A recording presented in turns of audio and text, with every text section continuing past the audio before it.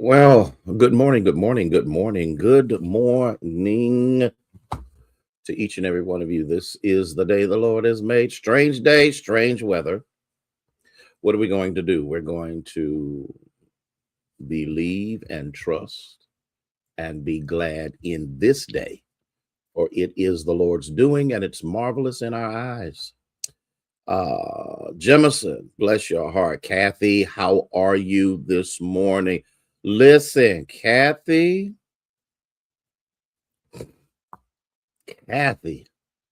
I'm telling you, the Spirit of the Lord was moving tremendously. I cannot say your name right. LaRichelle, good morning. I tear up people's names because I know that's probably not actually the name, but we're grateful to God for you being here this morning. Minister Sarah, bless you. Yesterday was a tremendous day. Stephanie, Charlesetta, how are you? Um, Missed you guys yesterday. I wasn't sure if you knew that we were in the building because we got raccoons in the new one again. I'm like, Lord have mercy. I was out here this morning with the trapper and I saw where one panel was pulled down, but then I saw where a hole. Hey, Yana, you know what? Why you always want to mess with me?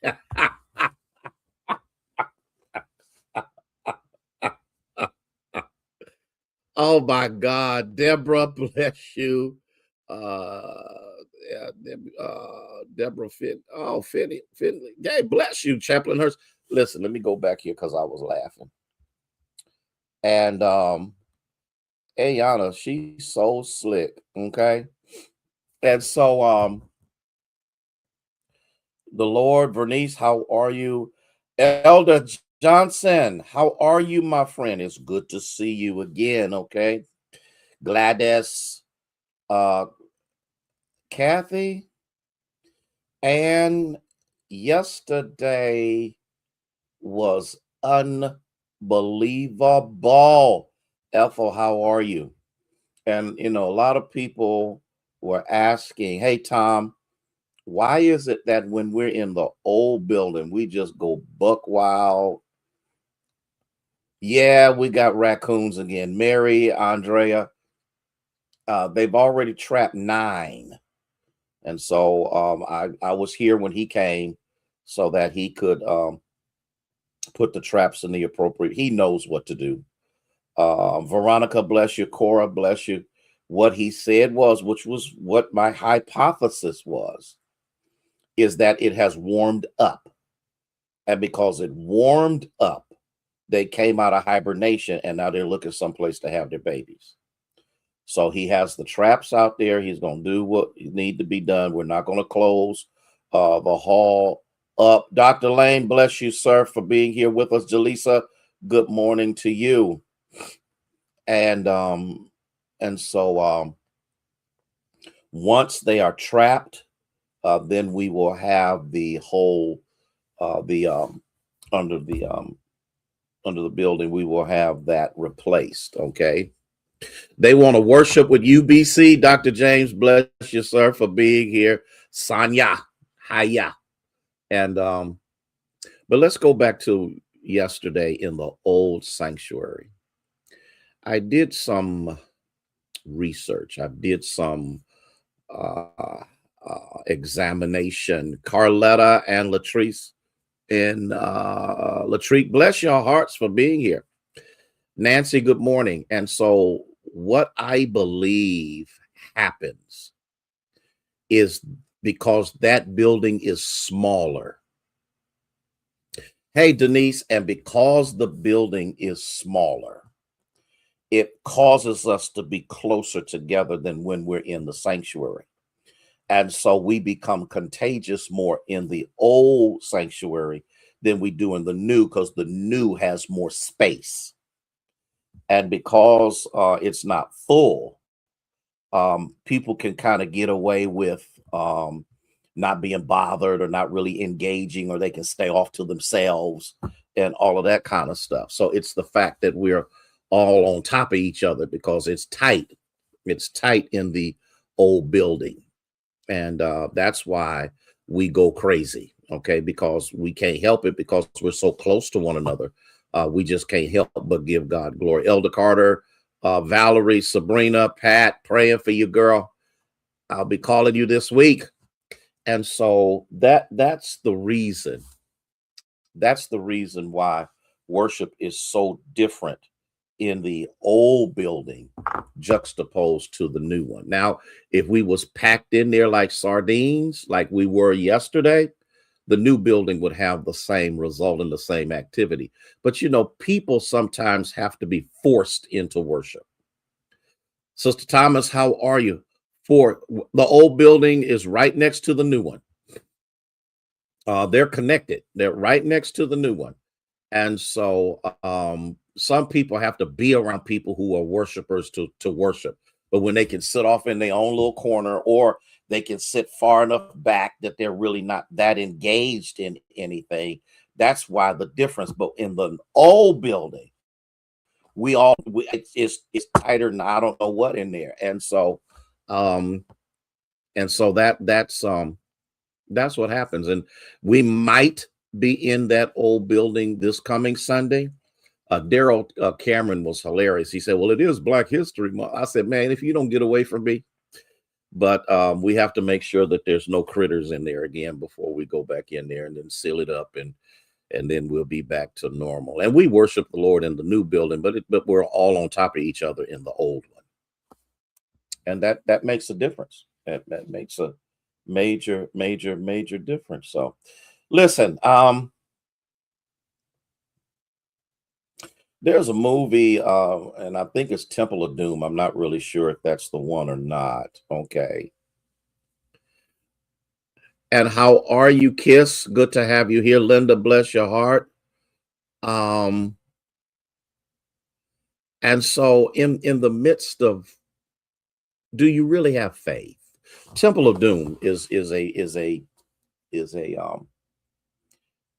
Indiana Jones movie. Linda Brown, bless your heart for being here. And so in that movie, and I hope it's Temple of Doom, I'm not sure. In that movie, there came a point where, hey, Pat, how are you, dear? Where he had to walk across what appeared to be nothing. And as he was there, he tried to compose himself and do all of that. And then he said, okay, I'm going to do this. He makes that first step and he lands on something. And so, unbeknownst to him, the bridge that was always there blended in to the chasm that was below him. Minister Faye, Timothy, Lavonda, good to have you here. And so he took some sand and threw it across the bridge, and all of a sudden he could see that there was something there that he could not see before. Let me, oh God, let me help you with this.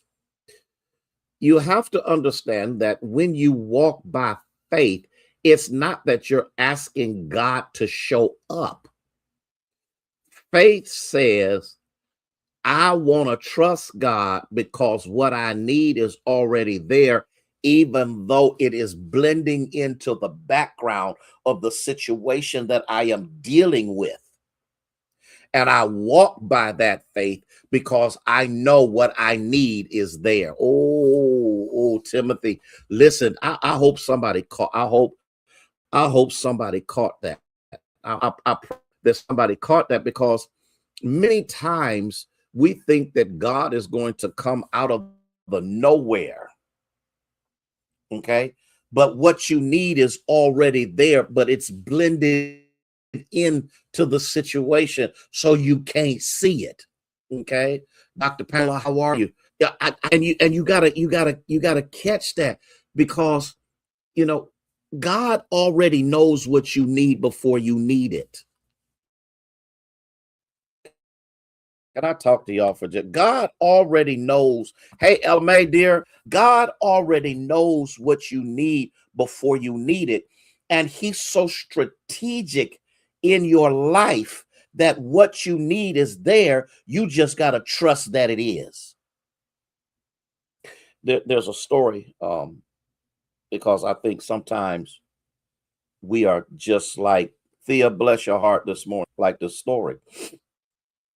The story says that there was a man who slid off of a cliff, and when he slid off of the cliff, he was holding on by a branch, and there was a tremendous chasm that was beneath him.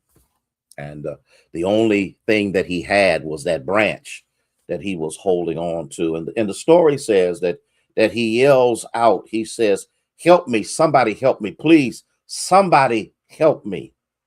And he hears this voice out of the clouds that said to him, "Do you believe I can help you?" The man comes back and said, "Oh, yes, yes, I know that you can help. I believe, please help me." The voice came back again and said, "Do you believe I have the power to help you?" He comes back again and says, "Yes, I believe that you have the power to do so. Please help me." The voice comes back again, Brother Fitzhugh, and says, "Do you believe I love you enough to help you?" The man comes back and says, "Yes, Lord, I believe that you have enough love to help me." He says, "Well, if you believe me, if you know that I love you, if you know that I have the power, let go."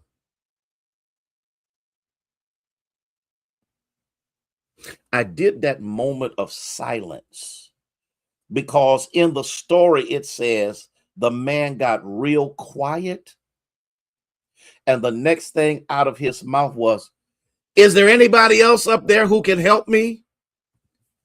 How many times? Teach, Pastor. I know if I don't never do anything, I'm teaching right now.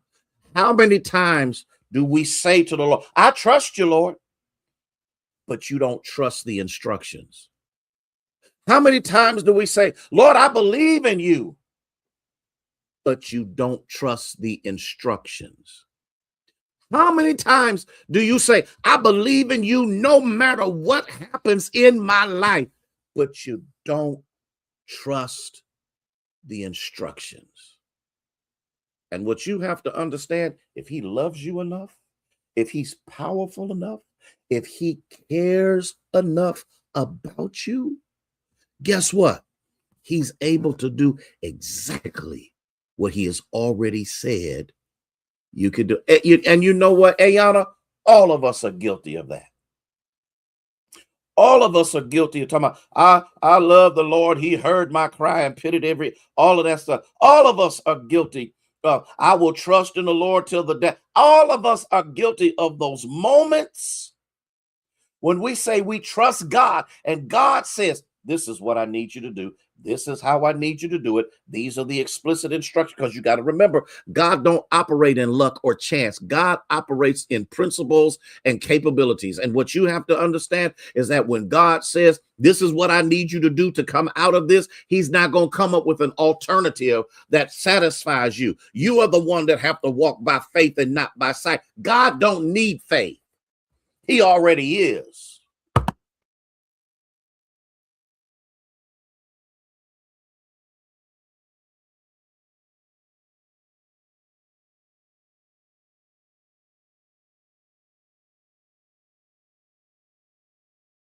My mic went.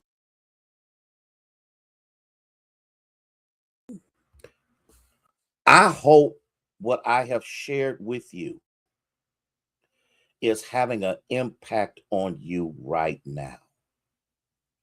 Because in the next few sessions that we come together, I'm going to be talking and dealing with faith. Because for the most part, we actually don't have as much faith as we shout about, as we testify about, as we claim we have. What do? do do you really have faith, or are you just hoping it will come to pass? Do you really have faith, or are you hoping it will happen? Do you really have faith, or is your faith so minuscule your operation of faith matches the minuscule hope or belief that you've been living with all of your life? It's one thing to read it. It's one thing to teach it. It's another thing to live it. And so we're going to deal with this, and we're going to look at this, and we're going to see if we can't really recognize that there's really a faith thing going on. I want y'all to pray for me. I'll be doing that that prayer chat at 7:00. If you want me to, I'll put it out here. If you want to join Minister Jackie Hayes, who used to be a member of Mount Calvary, who's down in, I think it's Jacksonville, Florida, asked me. This will be the second one that I'll be doing. And so I'm asking that you would pray for me, pray with me. And we're gonna teach and pray on tonight. Listen, love y'all. Okay, I want you to pray that God will bless us to learn how to bless him with the same level of blessings that we have been blessed by God with. Love y'all with the love of Jesus, who is the Christ. Have a fantastic day. Please don't trust this weather.